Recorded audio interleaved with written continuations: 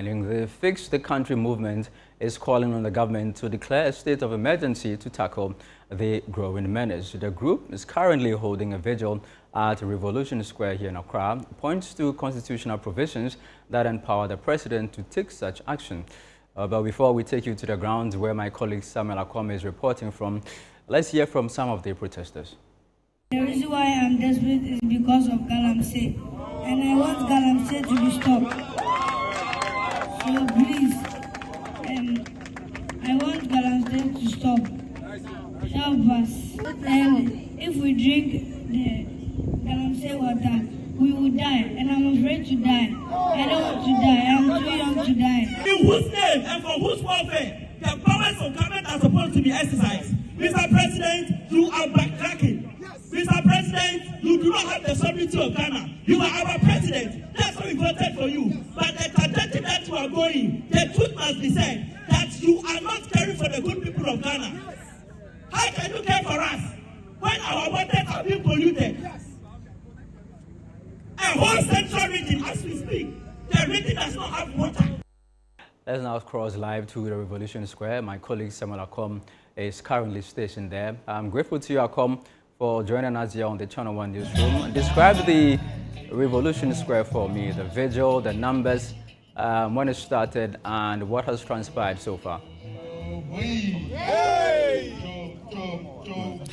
Thank you, Charles. So I'm speaking to you live from the Revolution Square, directly opposite the Jubilee House, where a movement called Fix the Country is holding a vigil as part of its effort to get government to implement actions to end the illegal mining.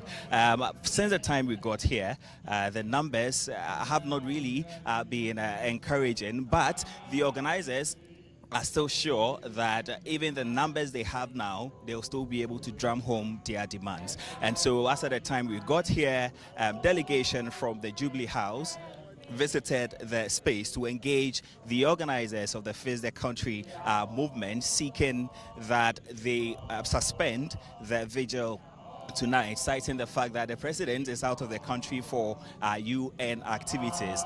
But the organizers declined that offer, indicating that the activity of illegal mining is destroying water bodies, and so they will carry on their vigil despite the fact that the president is not in the country. Then again, I have engaged some people on why they've joined the vigil, and they are also still drumming home the same comment about the fact that it's becoming an environmental terrorism in terms of the activities of illegal mining.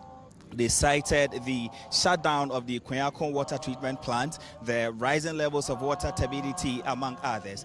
Then another thing that caught our attention since we got here is that this time around, the children have been involved. One grandmother who came to join the vigil came along with three children who were holding placards with inscriptions writing that save us, save the children for tomorrow, and what have you. And the children were actually given the opportunity to address the gathering here. But in order not to talk too much, let me engage some of the individuals. I've spotted the Darobosu here, who I would want to engage briefly, and then we'll speak to some other people as well. Hello, sir. Good evening. I've seen you here. Yes, good evening.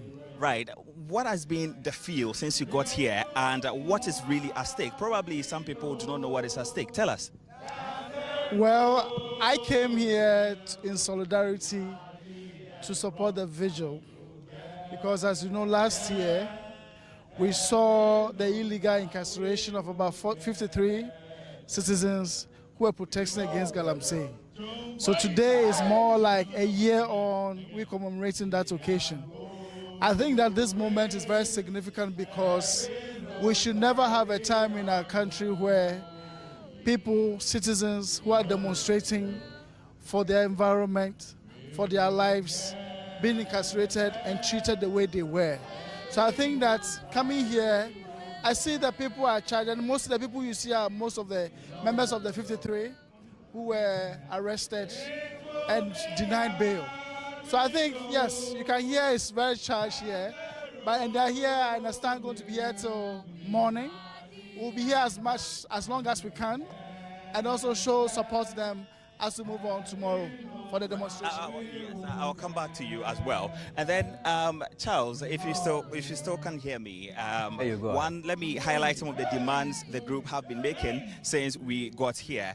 They are demanding that the government, as a matter of urgency, declare state of emergency. We do know that this particular call has not started today. It's been long. Civil society organizations have been calling for this. They've also called for the repeal of LI 2462. It's interesting. I've spotted someone here who is the communications person for lands and natural resources. I would want to find out from him why is he here. Hello, sir. Good evening. Are you here to join the protesters to demand action from government, or why are you here? Well, so yeah, my name is Pakwesi Shandoff, the media relations officer for the ministry. Indeed, I had to fly down from the Western region to come and observe the proceedings because indeed it goes ahead to project a national crisis. The minister and the whole ministry takes the issue very, very seriously. And so we have observed their concerns, we have listened to their sentiments, and once again, we want to tell the Ghanaian people that the sector minister, Honorable Emmanuel Amakufibua, is working around the clock to deal decisively with the menace. Talking about working around the clock, you indicated that you went to the Western region. You saw the color of the water. These are some of the comments that people are passing. The water color and the turbidity level is not getting any better. So they are demanding declaration of state of emergency and all of that. What is happening? Indeed, we understand the sentiments around the declaration of a state of emergency, except that in as much as it's a valid proposition, there are other measures that currently government is rolling, and all of them are giving us results. The results are not perfect, but they are commendable, and so we want to proceed on that part. But when we get to any point where we feel that, look, we have gotten to a point where we have to now go for the jugular and then declare it, I'm sure that will be communicated accordingly. I'm sure you've heard speeches from the group. They are saying that, well, government is saying that they've not exhausted all measures. So they should communicate what measures have not been exhausted yet, because if you say it's not yet time for a state of emergency, what is left to be done? So the point is that I think we should begin to have a very dispassionate conversation around a state of emergency. What does it really entail?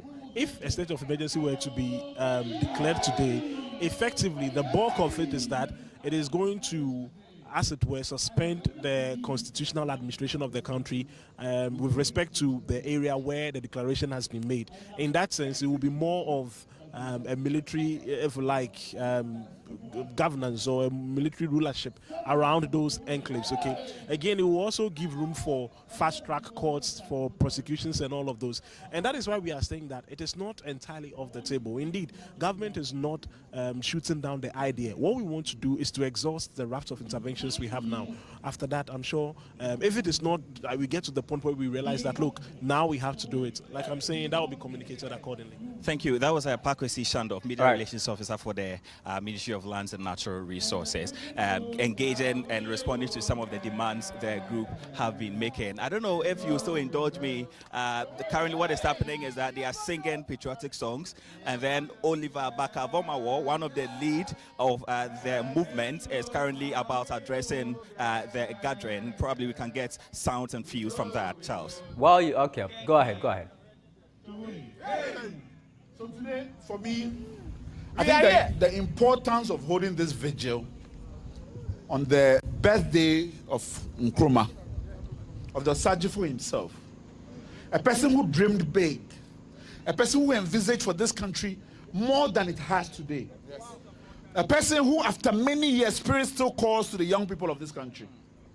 We will learn from their example. We will continue to mobilize no matter how difficult it is.